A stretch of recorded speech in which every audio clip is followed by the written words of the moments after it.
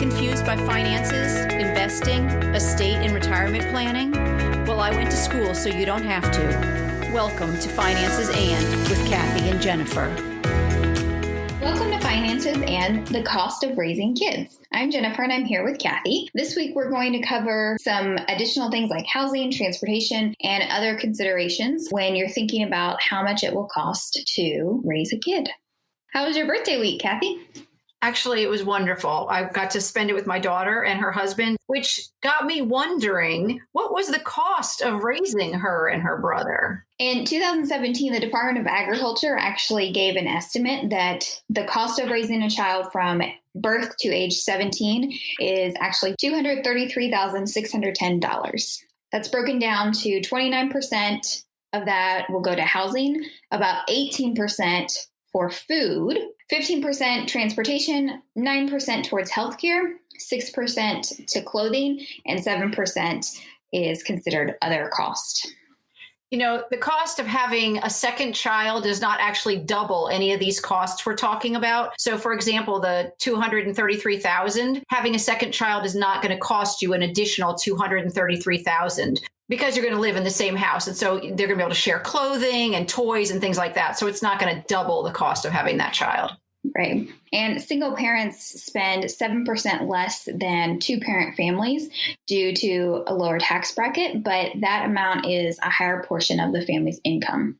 Which is a big deal because they are actually spending more of their usable income on having a child than somebody who's in a higher tax bracket. The other interesting thing that I just found was that teenage boys will eat $310 a month in groceries versus $248 for the girls. So I don't know, have all girls? I don't know.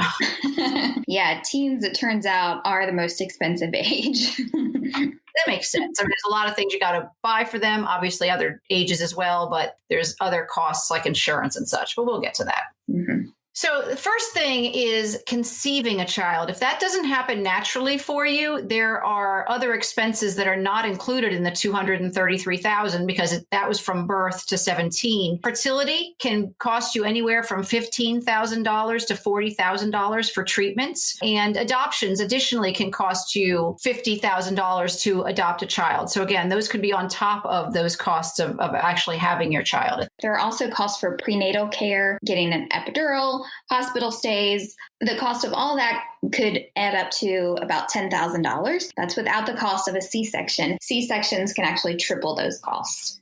Yeah, because of, there's far more involved in having the surgery and then the prolonged stay, because you're not going to just stay one day. You're going to have probably a 3-day stay. So all of that is included in it. The good news is, though, that there is a child tax credit, and you can get up to $2,000 per child under 17. If that credit exceeds the tax that you're owed, you can receive a $1,400 refund per child. So if you're in a lower tax bracket, you could literally get a tax refund versus just taking the tax credit. Your 17 and 18-year-olds and any college kids that are 19 to 24, you can also receive a $500 credit for them as well. So there's a little bit of money back for having a child. There's also the cost of health insurance to consider. Newborns are covered under their mom's policy for the first 30 days, and then they would need to be signed up for their own policy. You would also need to take into consideration what you're going to be paying out of pocket for and deductibles that you're going to have to pay for doctor visits. Of course, that having a child is considered a major life event. And so you are able to change your healthcare policy with your company at any time. You don't have to wait until it's time to renew that policy. You also need to start thinking about that you could be taking some sort of family leave with this child. We talked earlier about short-term disability. That's going to give you about 70% of your pay, but you can also take the Family Medical Leave Act, and you're going to get 12 weeks off, but that's without pay. So again, in consideration of how you're going to be budgeting for this. Now, how much is all the baby stuff going to cost? Well, we have some estimations for you. Car seat will be about $100. Diapers run about $70 to $80 a month for disposable diapers. I know some people like to use cloth diapers, but often daycares won't let you use that. So you might still need to pay for some paper diapers as well. Formula is about $25 a can, which works out to about $100 a month. A breast pump would run about $50 to $250 Although I did read recently, sometimes your insurance will cover that. So there might be other ways for you to get that. And then, of course, there's the cost of clothing. There's lots of ways to try to save on that. You could try clothing swaps, getting together with other families that have older kids and they want to kind of donate their clothes as the kids get older. Clearance sales, thrift stores, all that. All those are good options for finding affordable clothing for these kids that grow out of it immediately, it seems like, right? Dead kids.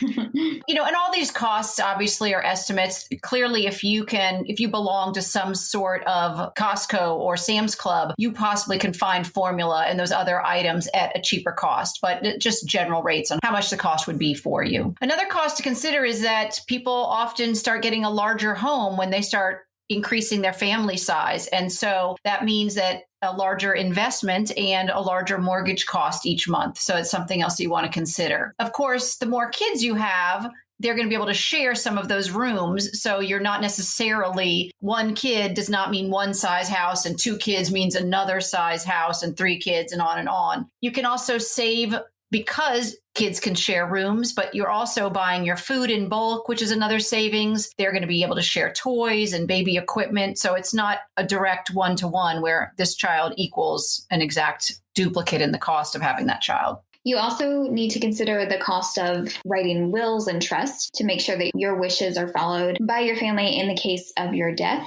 You'll also be paying for insurance, possibly long-term disability, and life insurance as well.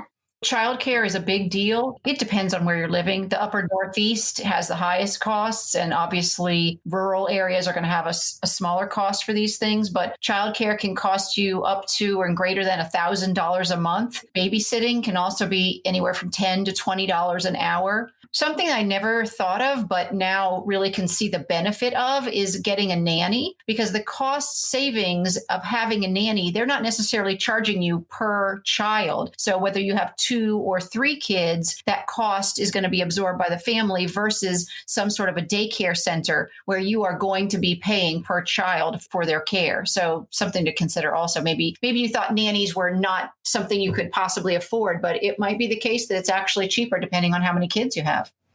That's a good point. That's something to consider. You also want to think about, as kids start growing up, the costs that are going to come along with their education. So just extracurricular costs of like class field trips, lunches, school photos, at graduation, the cap and gown, prom, yearbooks, team sports. Participating in team sports can be up to $300 per child. Also, any sort of music lessons, depending on what it is, could be $100 a month.